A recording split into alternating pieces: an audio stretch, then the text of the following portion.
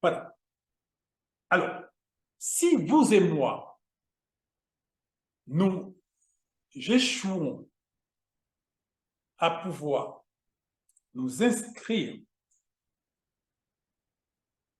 dans ceux qui résolument acceptent la volonté du Père au détriment de leur volonté, l'accomplissement du dessein du Père au détriment de leur propre dessein, l'accomplissement de ce que Dieu veut au détriment de ce qu'ils veulent, là, nous sommes en train de travailler pour ne pas nous trouver inscrire dans cette place qui n'a rien à faire avec le royaume de Dieu. Rien à faire avec le royaume de Dieu. Les ténèbres du dehors. Le lieu où nous avons accédé au salut et nous nous sommes contentés de pas plus.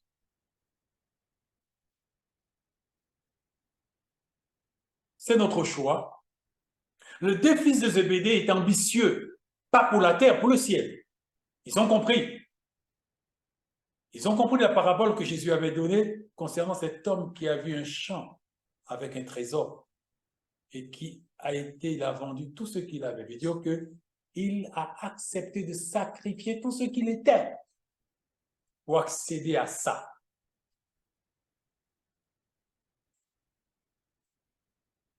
Il a accepté de sacrifier tout ce qu'il était pour accéder à ça. Et ça, c'est une démarche que personne ne peut faire pour nous. Nous sommes seuls à pouvoir nous inscrire dans cette démarche.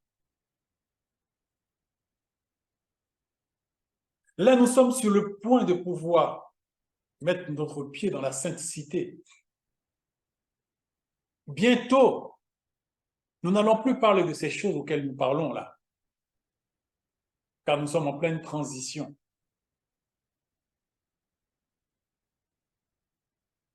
C'est pour cela que vous entendez des types de préparation, mettez votre maison en ordre. Pour cela, vous entendez toutes sortes de... Là, nous sommes dans la touche finale. Et certains vont comprendre, certains ne vont pas comprendre.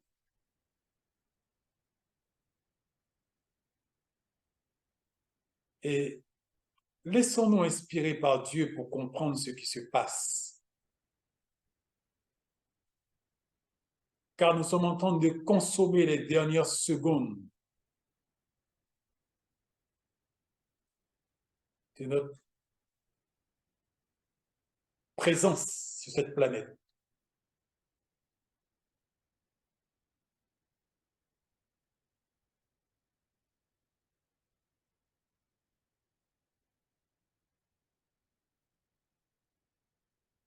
Hébreux 5, 12. Vous en avez, vous, en effet, qui depuis longtemps devriez être des maîtres, vous avez encore besoin qu'on vous enseigne les premiers rudiments des oracles de Dieu. C'est nous. Ça fait longtemps qu'on devrait être des maîtres. Hein? Mais bon, Dieu est bon. Vous en êtes venus à avoir besoin de lait et non de nourriture solide. Proverbe 4, 18. Le sentier des justes est comme la lumière resplendissante, dont l'éclat va croissant jusqu'au milieu du jour. Les justes qui s'inscrivent dans la pensée du Maître, leur sentier est comme la lumière resplendissante, dont l'éclat de cette lumière peut commencer petit, Mais cet éclat va croissant jusqu'au milieu du jour. Ce fameux jour-là, c'est le good morning que Tibi a dit. Ce good morning-là, c'est l'entrée dans l'éternité. Et ce jour-là, cette lumière qui va croissante va trouver sa plein épanouissement. Et ce qu'il va acquérir comme brillance, il va le garder pour l'éternité. Il va le garder pour l'éternité.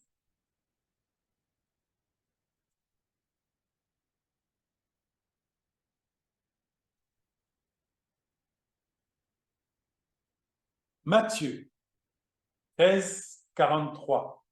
Alors, les justes resplendiront comme le soleil dans le royaume de leur Père. Là, on ne parle pas de ceux d'entre nous qui, par manque d'intérêt et d'amour pour Christ et par amour pour eux-mêmes, l'amour de soi, détruit le dessein du Père pour nous. L'amour, l'intérêt pour soi, détruit le dessein du Maître pour nous. L'endroit où nous allons. Les justes resplendiront comme le soleil dans le royaume de leur Père. Que celui qui a des oreilles pour entendre, entend. Vous et moi, nous ne sommes pas appelés à occuper les ténèbres du dehors. Là où il y aura des pleurs et des grincements de dents. Rappelez-vous, il n'y a que deux endroits où on peut aller. Le ciel ou l'enfer. Et là, on parle du royaume de Dieu et on parle du ténèbre du dehors. Là, nous comprenons qu'on ne parle pas de l'enfer parce que nous sommes sauvés. C'est classé. On ne parle plus de ça. Par contre, on parle des positions à acquérir pour le ciel et pour l'éternité.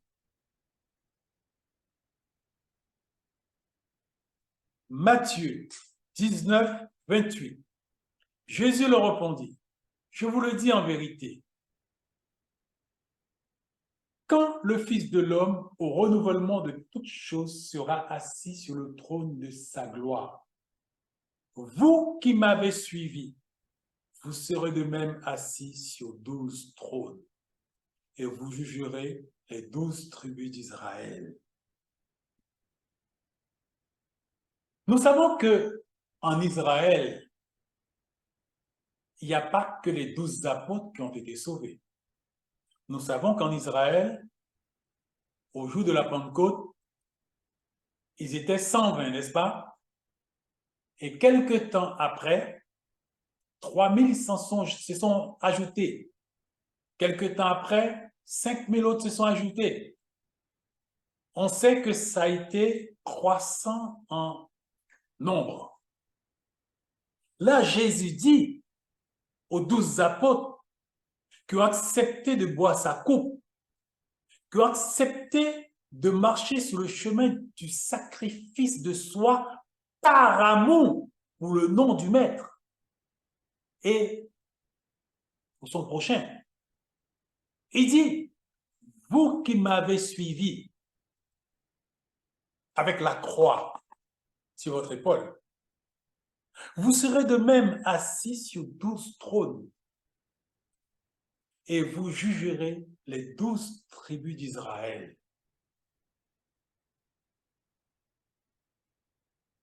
C'est-à-dire que nous comprenons que l'engagement des 12 apôtres à la cause de Jésus leur a ouvert l'accès à 12 trônes déjà énoncés par Christ quand il était sur la terre. C'est-à-dire que les 12 apôtres, qui tous ont été, et je crois la majorité, ont été martyrs pour le nom de Christ, on leur a dit, avant que ces choses n'arrivent, vous allez être assis sur 12 trônes. Pourquoi? Parce que vous avez seulement accédé au salut et que vous n'avez pas accepté de payer le prix? Non, parce que vous avez accédé au salut et que vous avez accepté de payer le prix. Voilà, vous avez gagné votre position. Le salut est gratuit. Le futur positionnement, celui-là, n'est pas gratuit. C'est seulement ceux à qui cela a été réservé. Sur quels critères? Sur les critères dont Jésus a défini là.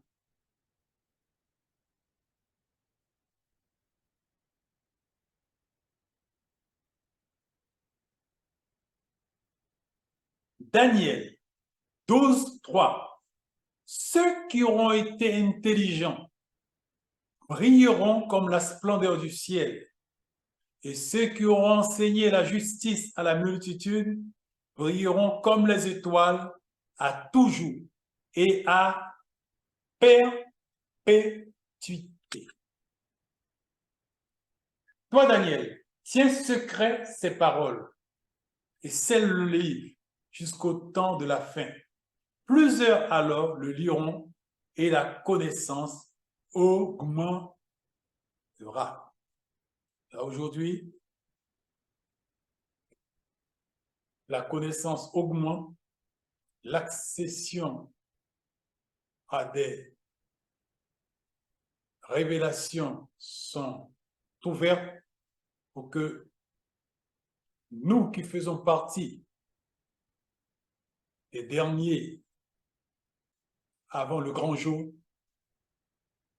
que nous puissions accéder à ce à quoi Dieu a prévu pour nous. Ces choses ne sont pas pour ceux qui pensent à eux.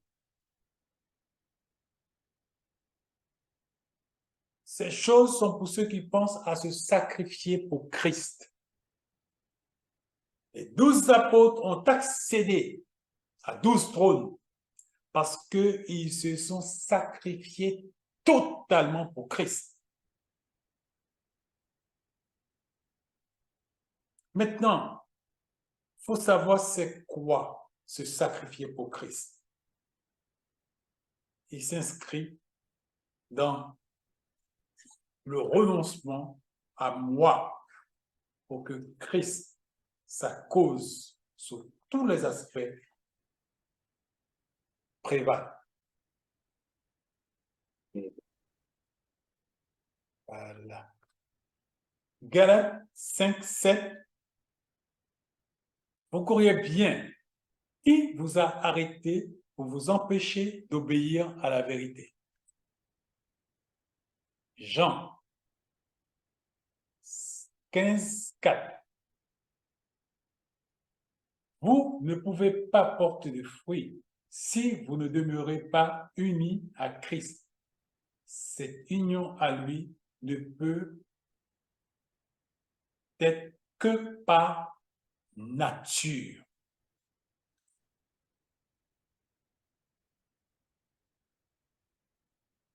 Galates, autant pour moi, Colossiens 3, 3, car en fait, vous êtes morts à ce monde et votre véritable vie demeure désormais cachée avec le Christ en Dieu. Vous êtes morts car en fait, vous êtes morts à ce monde et votre véritable vie demeure désormais cachée avec le Christ.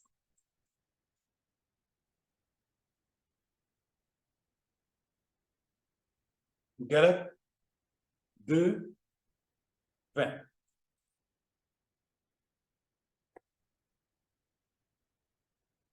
Et si je continue à vivre, ce n'est plus mon ancien moi qui continue à vivre. C'est le Christ vivant qui agit et reproduit sa vie en moi. Le reste de mon existence sur terre est une vie vécue dans la foi au Fils de Dieu qui m'a aimé jusqu'à mourir pour moi à ma place. Voilà. Ces différents passages, nous les voyons pour pouvoir voir quelque chose maintenant qui va nous aider à pouvoir comprendre un peu et quelque chose que notre bien-aimé frère Tibi nous avait expliqué et quelque chose que Dieu nous avait parlé par le passé et dont j'avais parlé, mais je n'avais pas compris exactement de quoi il s'agissait. Maintenant, un petit peu plus de connaissances nous permet de pouvoir aller un petit peu plus loin. Voilà. Les appelés, les élus, les fidèles.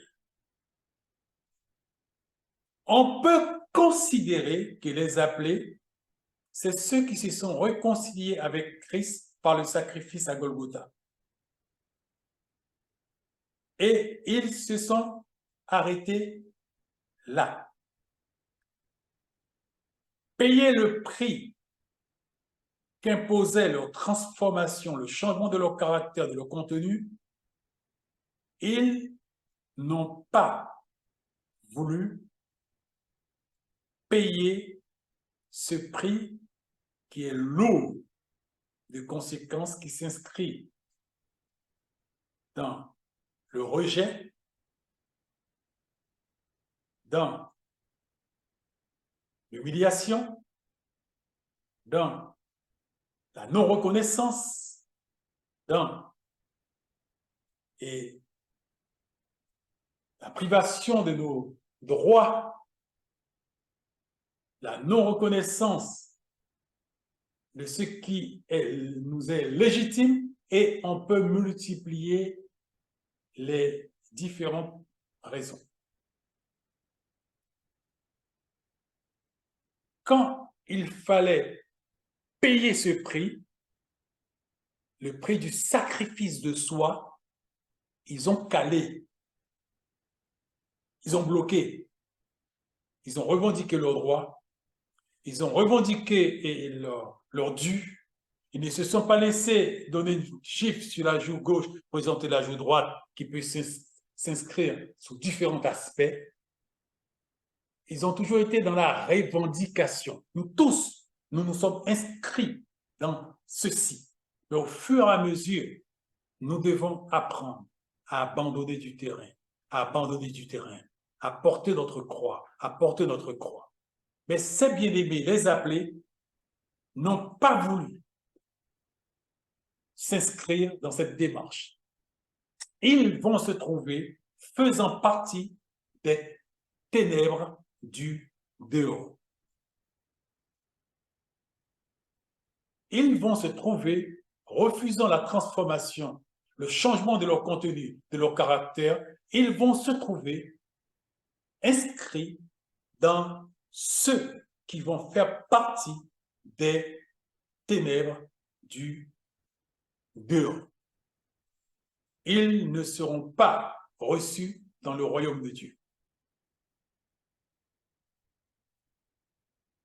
Les élus. Les élus, ce sont ceux... Alors, et avant de pouvoir aller à ça, je vais faire différemment. Je vais prendre les 3.1. Alors, les appelés, c'est ceux qui se sont réconciliés. Ils se sont seulement harmonisés avec Christ par rapport au salut. Je veux dire, ils sont nés de nouveau. Leurs âmes ont été lavées, purifiées, nettoyées, blanchies. leur contenu se sont harmonisés avec celui du ciel. Et ils se sont arrêtés là. C'est le fameux... Et il y a des fautes là? Non, c'est à corriger? D'accord. Alors, c'est le fameux dip dont a parlé le prophète Tibi. Il a dit qu'il y a 3 positions. Et il a parlé de dip. Alors, les appelés, ils se sont réconciliés, ils se sont harmonisés et ils ont été à dip avec Christ par le salut. Veut dire, ils ont quitté le sphère des païens, des perdus, et ils sont rentrés dans le salut. Point. Mais quand le Saint-Esprit a voulu commencer le travail du changement de leur contenu qui coûte, qui humilie, qui dégrade, qui avilit, ils n'ont pas voulu. Ils ont gagné. Ils ont refusé de se laisser faire. Dieu dit, je te respecte. Maintenant, les élus. Les élus, c'est ceux qui ils se sont donnés et ils ont incorporé. Ils se sont laissés incorporer à Christ. Ça demande un travail terrible. Ça demande une discipline et des privations, la honte et le mépris et bien d'autres choses.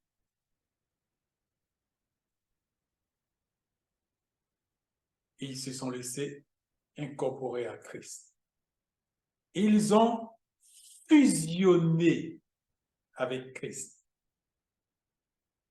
Ils ont fusionné avec Christ par le travail, modelage de leur caractère, le langage dont a parlé Jésus dans la parole concernant la vigne.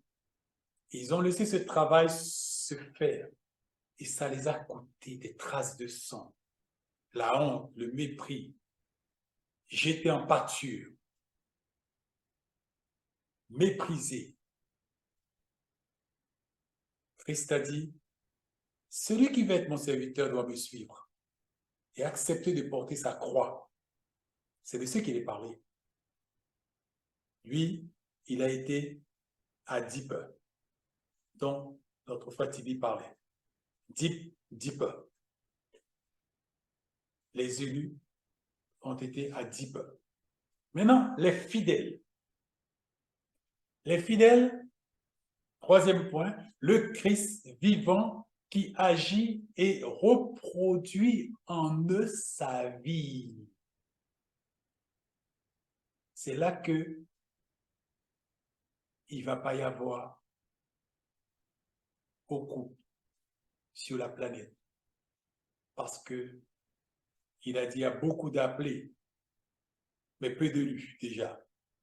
Alors on peut dire il y a peut-être beaucoup d'élus, mais peu de fidèles.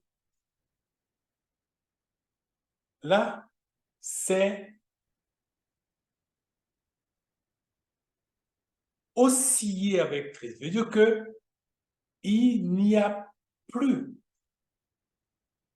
de différence de comportement, d'attitude, de réaction par rapport à Christ.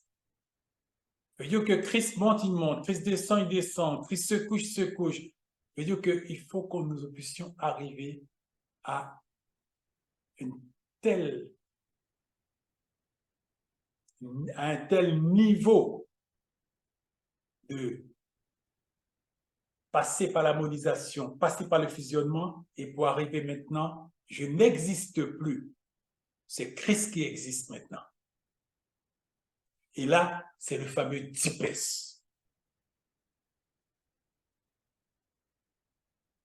Et d'après la révélation que nous avons eue, la compréhension, comprenez bien, je n'ai pas dit que la communauté est là. La compréhension de la communauté est au niveau des élus, au niveau de corporés, au niveau de fusionnés, au niveau deep. Le ciel nous a dit que la communauté est à ce niveau de compréhension, de révélation. Maintenant, il y a encore un troisième à aller. Si Dieu nous donne sa grâce, nous y arriverons, car c'est ce qu'il veut pour nous. S'il nous donne sa grâce, nous y arriverons, car tel est son dessein pour nous, mais à sa volonté. Que sa volonté soit faite, pas la nôtre.